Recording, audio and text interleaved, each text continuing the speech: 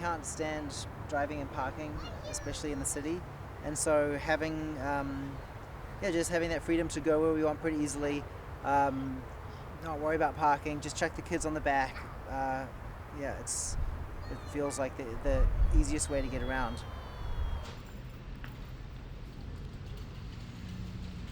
My name is Malcolm Crum, and I'm a software developer.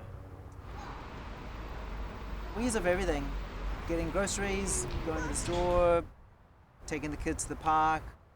You know, I go kite surfing, and I used to put all my gear on it to head to the beach, go into the city sometimes. We're renting the bike with the plan to, return the car to our friends and just use it exclusively.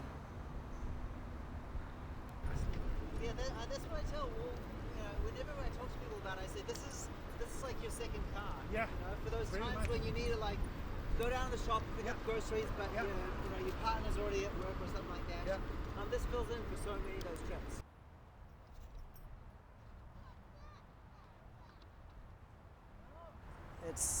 It's literally easier to get around in. Like, you go the same amount of time. You get places in the same amount of time, but you don't have to worry about paying for parking or finding it. There's no petrol.